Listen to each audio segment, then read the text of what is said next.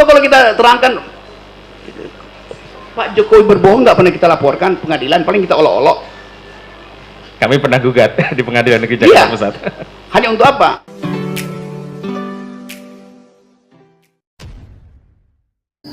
Assalamualaikum warahmatullahi wabarakatuh. Jumpa lagi dengan saya di channel Gagasan Progresif 79. Sahabat sebangsa dan setanah di mana saja Anda berada. Kembali ulasan ini masih seputar sidang Sugi Nur dan Bambang Tri, di mana Rocky Gerung sebagai ahli filsafat dihadirkan oleh pihak Sugi Nur dan Bambang Tri sebagai saksi ahli.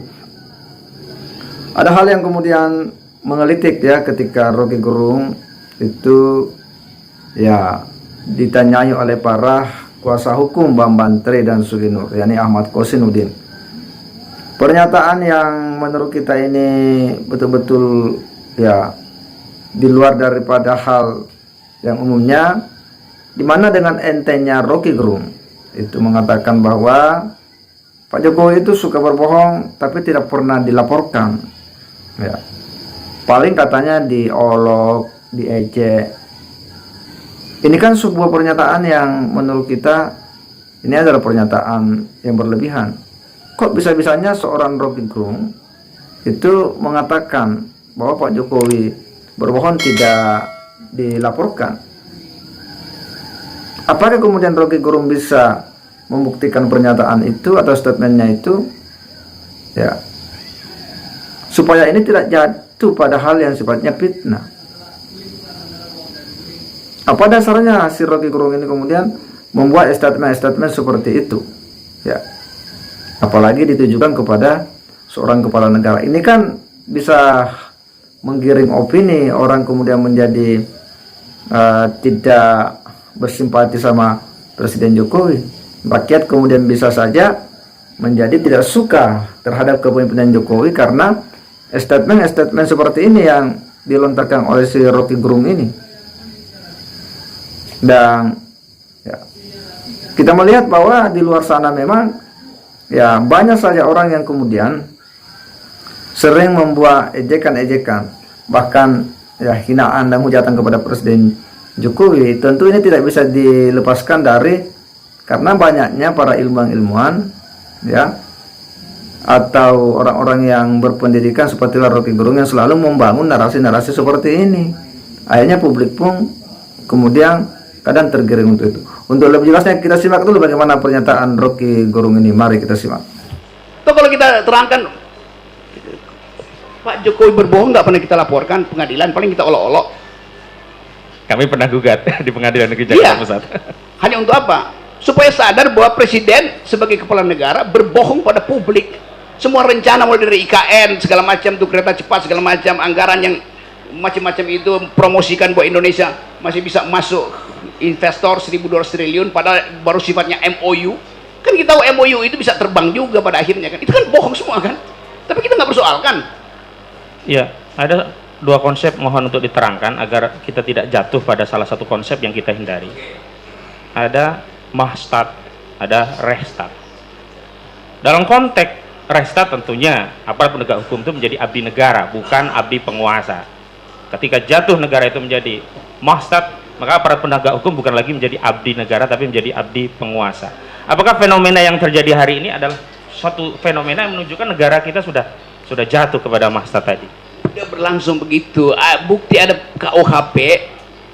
Kalau dibilang apa isi KUHP sekarang, semuanya delik politik yang dihukum tuh. Itu udah mahstat namanya tuh. Kan ya, itu yang menjadi statement ya dari Rocky Gerung. Tentu kita bertanya-tanya, kenapa Rocky Gerung kemudian bicaranya ya betul-betul ya menyerang Pak Jokowi. Statement bahwa Pak Jokowi berbohong itu tidak dilaporkan, tidak diadukan, paling diolok, diejek ya. Dia pun kemudian mencoba membangun argumentasinya, logikanya bahwa Pak Jokowi ya mempromosikanlah kereta cepat, kemudian IKN, lalu kemudian tanda tangan MOU dengan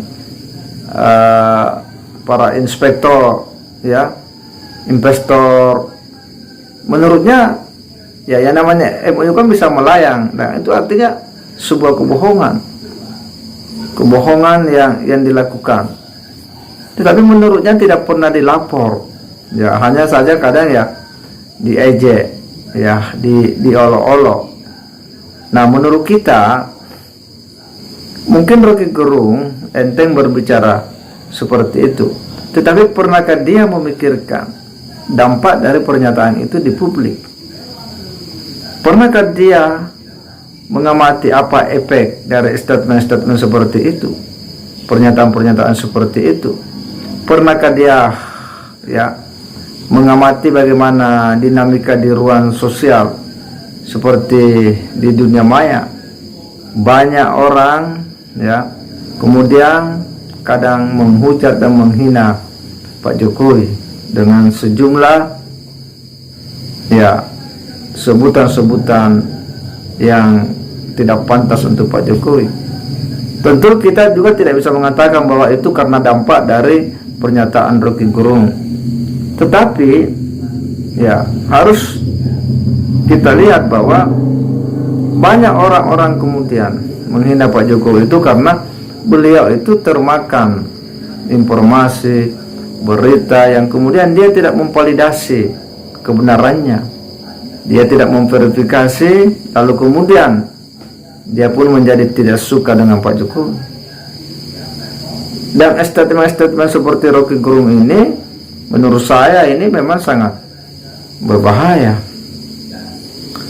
Tentu kritik boleh ya, tetapi memilih diksi-diksi seperti berbohong dan sebagainya, ini kan ya dampaknya ini kan bisa ya begitu berbahaya bagi publik ya, khususnya bagi generasi. Karena istilah bohong itu kan artinya sesuatu yang buruk ya, sebuah perilaku buruk, perilaku tercela, dan jika itu dilekatkan kepada seorang kepala negara, maka jelas itu bisa menjatuhkan wibawa di mata publik. Nah, makanya saya kira penting untuk bagi kita untuk selalu memberikan edukasi yang mendidik kepada generasi kita, kepada publik, agar mereka bisa menimbang ya mana berita yang kemudian bisa dijadikan sebagai sebuah pegangan, mana yang kemudian harus dikesampingkan, karena itu hanya akan menimbulkan rasa ketidaksukaan terhadap Presiden Jokowi. Dan sejauh ini kita lihat ya luar biasa ya bagaimana di dunia maya itu ya sedikit-sedikit memang menyerang rezim Jokowi, Pak Jokowi dan keluarganya. Semoga kita semua ini dilindungi dari perilaku-perilaku yang mudah dan gampang untuk kemudian menuding seseorang hanya karena didorong oleh sebuah motivasi yang sifatnya sangat subjektif, ketidaksukaan kita kepada seseorang. Segera demikian. Wassalamualaikum warahmatullahi wabarakatuh.